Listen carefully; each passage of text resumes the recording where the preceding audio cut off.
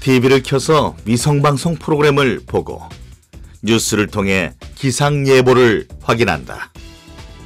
또 초고속 광대역 통신망을 사용하여 인터넷을 항해하고 교통정보가 필요할 땐 GPS 장치를 이용한다. 알게 모르게 우리가 일상 속에서 누리고 있던 편리함, 그 모든 것이 인공위성이 있었기에 가능한 일이다. 인간이 우주로 쏘아올린 인류의 획기적 발명품, 인공위성의 모든 것이 이지사이언스에서 공개된다.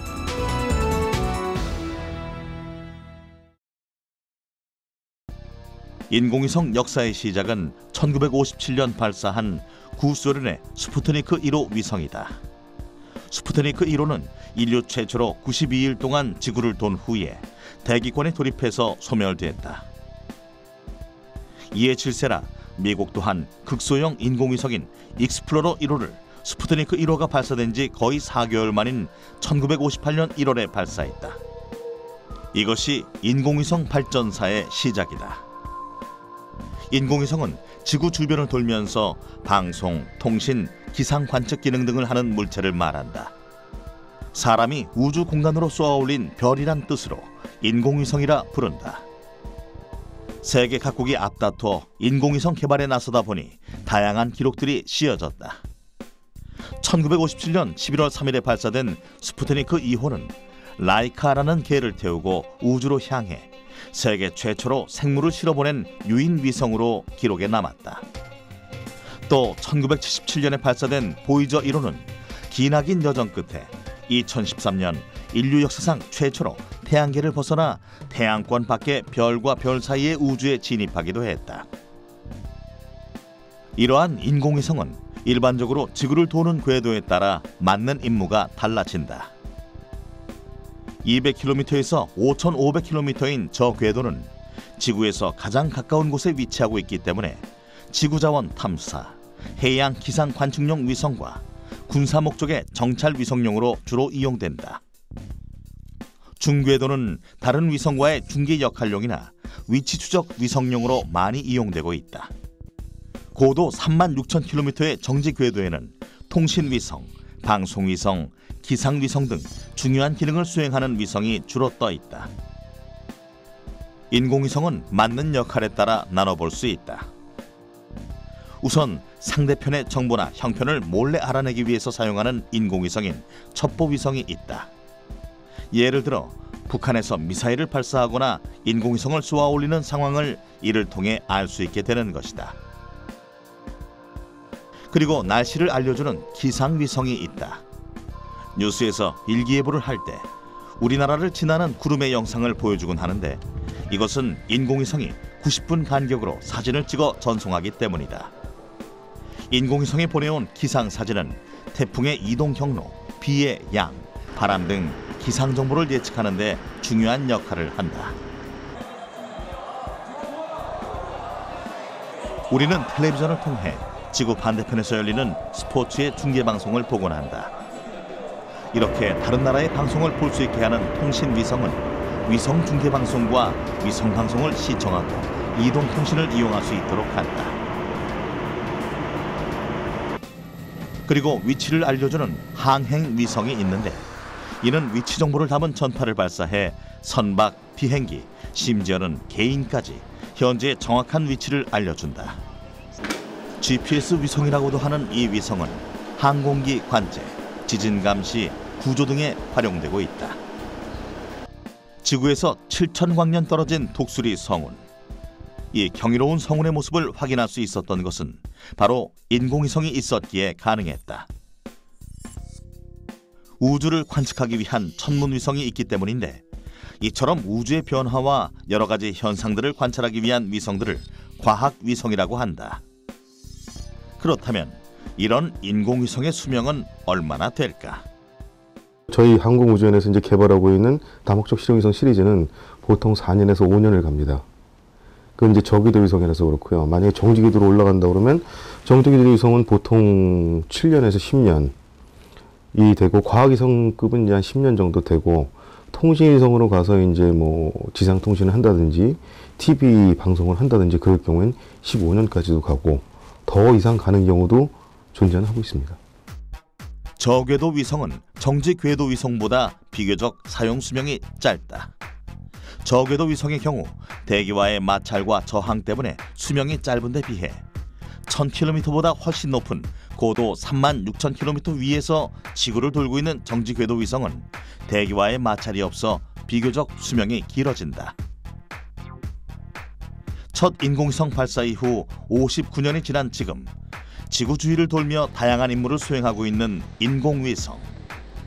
지금까지 발사된 인공위성은 무려 6,000개가 넘는 것으로 알려져 있다. 하지만 현재까지 쏘아올린 모든 인공위성 중 작동 중인 것은 불과 25%도 채 되지 않는다.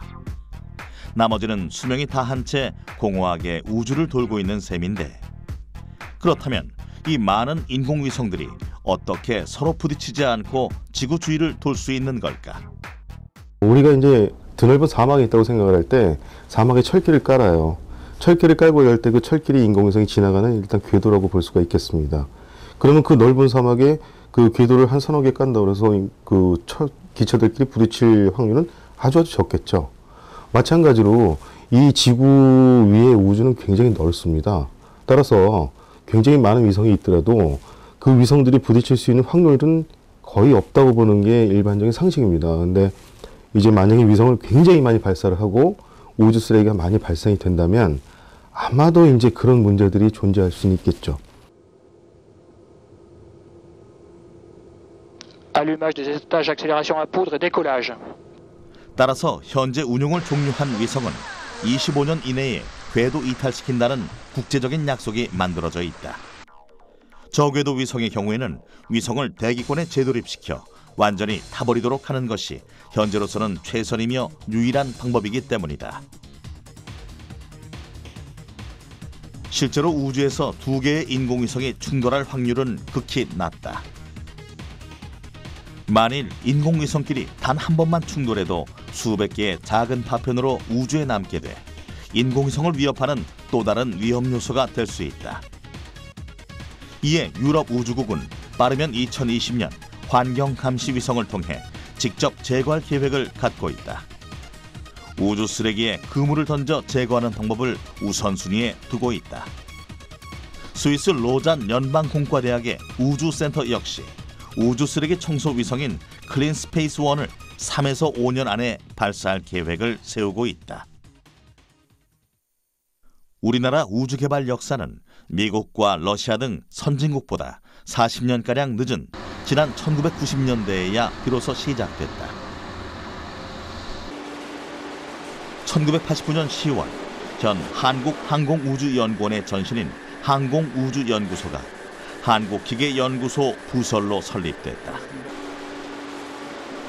비록 위성 개발 출발이 늦었지만 발전 속도는 나름 빠른 편이다. 우주 개발 25년 만에 위성 기술 자립화 단계까지 어느 정도 도달했다. 우리나라 위성 개발의 역사는 1992년 8월 우리별 1호의 성공적인 궤도 진입으로 시작됐다. 우리별 1호를 통해 한국은 세계 22번째 위성 보유 국가가 됐다. Here we go. It lifts off, ever so majestically as usual. Tearing through the atmosphere. 우리별 1호는 지상 1300km 상공을 돌며 남극 세종기지와 송수신 등 임무를 수행했다. 이후 지속적인 연구 개발에 힘입어 우리별 2호까지 순조롭게 성공시킨 우리나라는 1999년 인공위성 사업이 한 단계 도약하는 전환점을 맞게 된다. 1999년은 저희가 미국의 회사와 공동으로 개발한 실험급 위성인 다목적 실험위성이 발사된 해이고요. 동시에 우리 기술로 1m급 다목적 실험위성이 개발을 착수한 해가 되겠습니다. 이미 1994년부터 실생활에 활용할 수 있는 실용적 위성 개발에 착수했던 우리나라는 미국 위성체 개발 회사에 국내 기술진을 파견해 공동 참여하에 위성을 제작했다. 이후 이 위성을 국내에 들여와 이를 모델로 발사될 위성을 제작했다. 그렇게 개발해낸 것이 아리랑 1호다. 1999년 국내 최초 관측 위성 아리랑 1호가 캘리포니아주 바덴버그 공군기지에서 성공적으로 발사됐다. 하루 3차례 정도 한반도 상공을 지나면서 한반도와 주변 지역의 국가 정밀지도 제작과 지리정보 시스템, 국토관리, 재해 예방 분야 등을 위한 관측 임무를 수행하면서 촬영한 영상을 항공우주연구원에 있는 지상국에 전송해오는 등 실용 위성으로서의 역할을 충실히 해냈다. 2006년 7월 발사에 성공한 아리랑 2호는 국내 주도로 설계, 제작, 조립, 시험 능력을 확보한 국내 독자 개발 기반을 마련한 위성이다. 이를 통해 대한민국은 우주 산업화의 초석을 다지는 계기를 마련할 수 있었다. 아리랑 2호는 초고속 해상도의 한반도 영상 정보를 수집하고 도시계획, 환경감시와 지리정보 시스템 등에 활용될 목적으로 개발된 위성이다.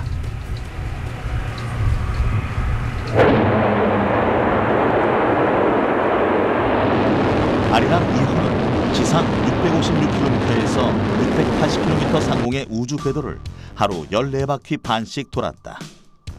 세계에서 7번째로 해상도 1m의 광학 카메라를 장착, 지상 685km에서 한반도는 물론 세계 각국 도시들, 집 지붕이 보일 정도로 실감이 나게 촬영했다.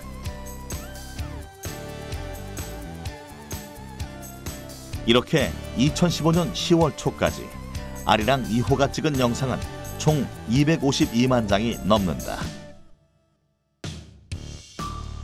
그리고 2015년 10월 46,800바퀴를 돌고 공식적으로 은퇴했다.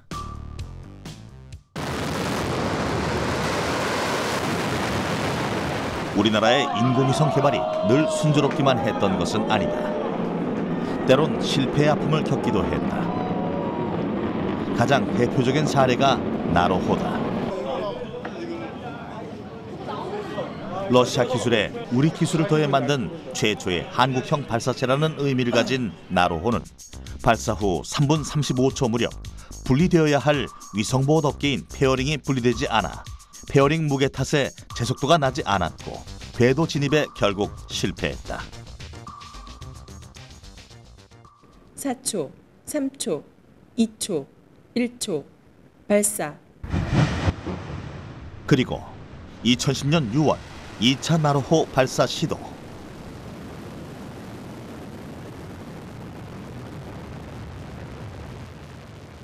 하지만 나로호는 발사 후 140여 초 만에 내부 폭발로 다시 한번 실패를 경험한다.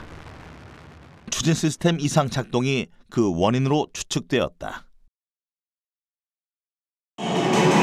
4, 3, 2, 1, 발사!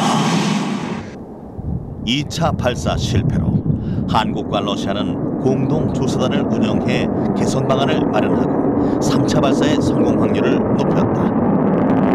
그렇게 3년의 준비 기간을 갖고 2013년 1월 나로호는 세 번째 도전을 맞았다.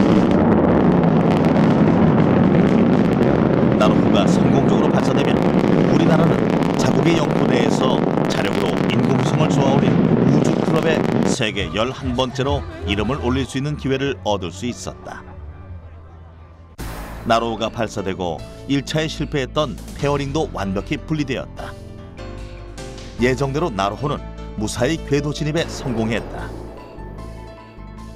0.55m급의 위성은 뭐 그렇게 많지가 않습니다. 그래서 세계 10위 안에 드는 그런 지금 위성을 저희가 보유하고 있고요. 대부분의 100%의 설계 기술을 저희가 갖고 있기 때문에 향후 좀 더 해상도가 높은 그런 위성을 개발할 수 있는 능력을 갖고 있고 또 나아가 국제 경쟁력을 갖춘 그런 위성을 만들 수 있는 기술을 갖고 있다고 이렇게 판단할 수 있습니다. 사람이 눈으로 세상의 다양한 영상들을 담아내듯 인공위성은 전자광학 카메라로 영상 정보를 얻어 지구로 보내온다.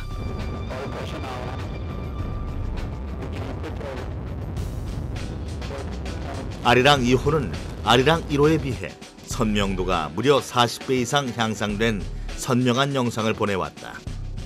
또한 흑백뿐 아니라 컬러 사진 전송이 가능해 적조 등의 환경 오염 정도를 확인할 수 있다. 이는 위성 내에 탑재되어 있는 카메라의 기능이 다르기 때문이다. 아리랑 2호는 해상도 1m급 광학 카메라를, 아리랑 3호는 최초로 1m보다 작은 물체를 감지하는 해상도 0.7m 카메라를 장착하고 있다. 아리랑 5호는 광학 카메라가 아니라 영상 레이더를 장착하고 있고, 아리랑 3A호에는 해상도 55cm급 전자 광학 카메라와 함께 적외선 관측 센서를 탑재하고 있다. 예를 들어서 저희가 이제 그 다리를 본다고 하면은요, 아리랑 2호, 3호 같은 경우는 저희가 눈으로 보는 것과 똑같이 보는 그대로 보이게 되겠고요. 3A호 같은 경우는 눈으로 보이는 것 플러스 또 열적인 정보들이 같이 들어있기 때문에 또 다른 정보가 지금 숨어 있습니다. 그리고 야간에도 촬영이 가능하고요. 아리랑 5호 같은 경우는 그 눈으로 보이는 것 그 이상으로 프레임들, 골격이죠. 골격 같은 것들을 다 관측할 수 있는 그런 탑재체가 되겠습니다. 국내 기술로 개발한 아리랑 3호는 전력 생산이나 전기장치 설계의 간편성, 그리고 기동 성능에 큰 영향을 주는 크기까지 고려되어 지금의 모습으로 채택되었다. 아리랑 3호는 고해상도 전자광학 카메라로 지상을 관측하는데 70cm까지 구분할 수 있다.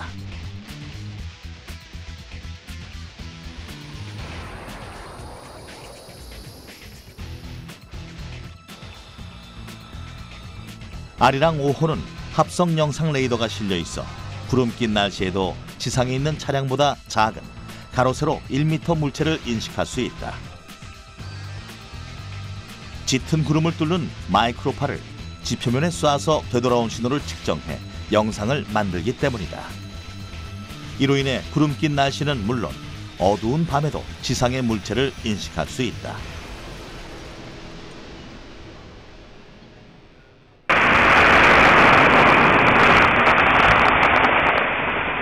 다목적 실용위성 아리랑 3A호의 탑재체는 55cm급으로 아리랑 3호에서 또다시 2배가량 성능이 개선됐다. 군사용을 제외하고 해상도 0.5m 이하의 위성을 보유한 나라는 지금까지 미국, 일본, 유럽연합 등 3곳뿐이다. 또한 아리랑 3A호에 달린 적외선 센서를 통해 야간의 산불 탐지나 화산 활동 감시, 도시 열섬 현상 분석을 통한 기후변화 감시 활동 등을 하게 된다. 한반도 상공을 지나는 10분간 12km에서 15km 너비의 지역을 남북 방향으로 훑으며 촬영을 해 지상국에 보내준다. 산불이나 홍수 등 자연재해가 닥치면 실시간으로 영상을 받아 재난 구호에 활용할 수도 있게 된다.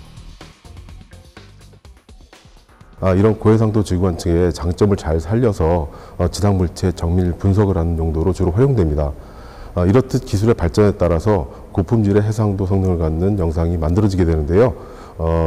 지상의 건물, 차량, 선박 등 그 지상에서 벌어지는 다양한 정황들을 파악해서 보다 생생한 정보로 이용할 수 있습니다. 현재 우리 정부는 2019년을 목표로 순수 우리 기술로 만든 한국형 발사체 개발을 진행하고 있다. 이와 함께 2020년 한국형 달 탐사 사업도 함께 추진하고 있다. 과거 우주 개발에 뒤늦게 뛰어들었던 후발주자에서 미래 우주시대의 주역이 되기 위해 온 힘을 모으고 있는 것이다. 앞으로도 전 세계적으로 우주 개발 속도는 더욱 빨라질 것이다. 이러한 상황 속에서 우리나라가 우주 강국의 대열에 당당히 오르기 위해서는 미래를 위한 아낌없는 투자와 포기하지 않는 열정이 필요하다.